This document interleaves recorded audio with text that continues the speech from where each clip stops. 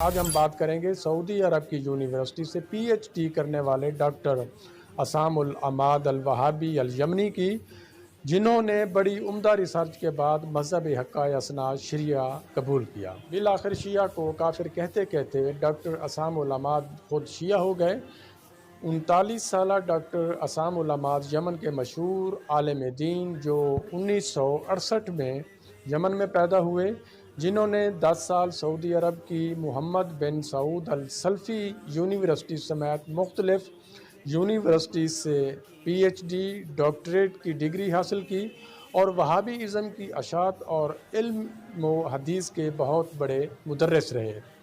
محمد مال اللہ اور محب الدین خطیب سمیت احسان الہی ظہیر کی عربی کتب پڑھنے پر بہت انتہا پسند اور شیعہ سے نفرت میں اضافہ ہو گیا، اور شیعہ مذہب کے خلاف ہی ایک کتاب لکھی، کنیکشن بٹوین شیعہ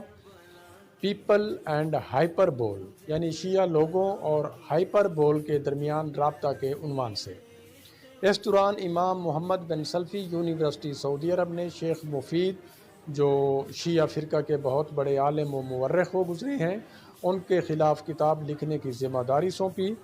اس دوران شیخ عصام کو بہت سی کتب جمع اور شیعہ سنی اختلاف کو سمجھنے کا موقع ملا۔ ساتھ ہی انہوں نے بعنوان العطاء الجمیل الاہل جرح فتعدیل، جو اہل سنت کے علم رجال کے بارے میں ایک سنی عالم نے لکھی، اسے پڑھا۔ یاد رہے کہ اس کتاب کی اشاعت پر سعودی عرب میں بہت ہنگامے بھی ہوئے تھے اور اس کتاب کے رد میں دسیوں کتب بھی لکھی گئیں، اور اس طرح شیخ عصام العماد کو تشیع کے عقائد پر مزید پیش رفت ہوئی۔ ساتھ وہ کہتے ہیں، مجھے اہل سنت کے بہت بڑے مورخ حجر بن عسقلانی کی طرح میں بھی اس نتیجہ پر پہنچا کہ اہل سنت حضرت علی علیہ السلام اور ان کے دوستوں کو جھوٹا ثابت کرنے اور ان کے دشمنوں کو سچا ثابت کرنے پر تلے ہیں۔ جیسے ہی حقائق بے نقاب اور دل و دماغ مطمئن ہوا تو انہوں نے 1999 میں شیعہ عقیدہ قبول کرنے کا باقاعدہ اعلان کر دیا۔ اعلان ہوتے ہی یونیورسٹی سے خارج اور ان پر تکفیر کے فتوے لگنا شروع ہو گئے، تو وہ سعودی عرب چھوڑ کر واپس یمن، بعد میں ایران کے شہر قم آ گئے۔ ان کا یہ جملہ مجھے بہت پسند ہے اور حقیقت پر ہی لگتا ہے کہ وہابی کو لفظ عقل سے بیزاری اور چیڑ ہے، اور یہ گروہ فکری جمود کا شکار ہے، جبکہ اس کے مقابل اہل تشیع کی فکری اساس قرآن و اہل بیت علیہم السلام پر ہے، اور یہ بات قرآن و سنت سے واضح ثابت ہے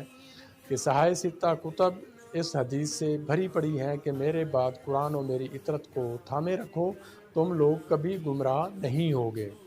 جبکہ ڈاکٹر عصام العماد کہتے ہیں کہ ایک دور تھا، اب ذرا اس کی شدت کم ہو گئی ہے۔ اس کا سہرا جو ہے وہ وہابی مذہب کے بانی جو عبد الوہاب صاحب تھے ان کو وہ دیتے ہیں کہ مولا علی علیہ السلام سمیت اہل بیت سے دشمنی وضاحت کرنے سے پہلے بہت کی جاتی تھی، اور کچھ بھی نازیبا الفاظ کہیں یا لکھیں اس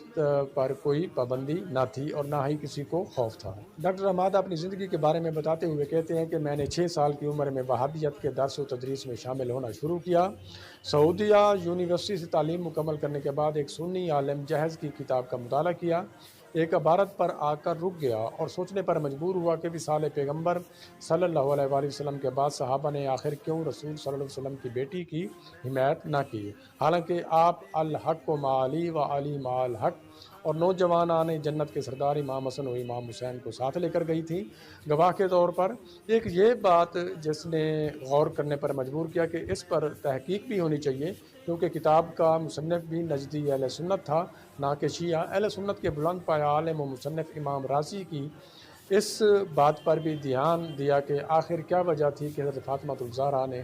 خلیفہ اول و دوم کو اپنے جنازہ میں شامل ہونے سے منع کیا۔ ڈاکٹر عصام العماد کہتے ہیں کہ میرے عقیدہ تبدیلی کی اہم وجہ یہی حق زہرا ہی ہے۔ ناظرین کرام، برصغیر کے بہت بڑے دیوبند عالم دین مولانا محمد اسماعیل دیوبندی اور مولانا سعید الرحمان قاضی صاحب بھی اسی مسئلہ پر آ کر رک گئے تھے اور اپنے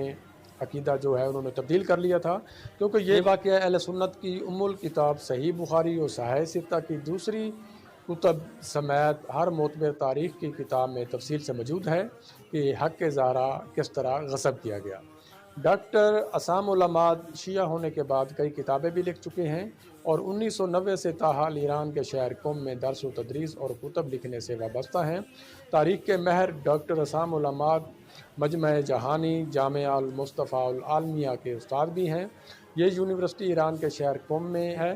اس میں 130 ممالک کے طلباء تعلیم جبکہ 60 کے قریب ممالک میں اس کے مراکز موجود ہیں۔ ڈاکٹر عصام العماد اپنے خاندان میں غیر شیعہ ہوئے تھے، مگر اب انہوں نے گھر کے 5 افراد سمیت جن میں ان کے بھائی حسن العماد،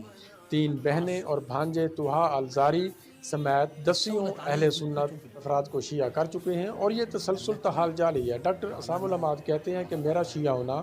ایسے نہیں ہوا بلکہ اس کے پیچھے بہت بڑی ریسرچ ہے، نہ یہ کہ میرا قوی ارادہ تھا بلکہ میں نے اسے ایک الہی کرامت و عنایت سمجھتا ہوں اور میں اس عظیم سعادت و نعمت پر اپنے اللہ تعالیٰ کا اپنے تمام وجود سے شکر گزار ہوں اور خداوند کے دربار میں سجدہ شکر ادا کرتا ہوں کہ مجھے بیش از پیش مزید معارف حق عطا کرے۔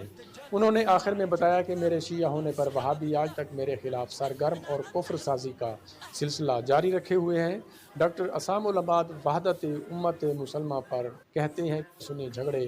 نہیں بلکہ تحمل مزاج سے ایک دوسرے کے عقائد کو سمجھیں اور احترام کریں۔ انہوں نے اس پر ایک کتاب بھی لکھی ہے جس کا عنوان ہے جھگڑے کے بغیر مکالمہ، جو شائع ہو چکی ہے، اور یہ خواہش بھی رکھتے ہیں کہ کوئی ایسا پلیٹ فارم ترتیب دیا جائے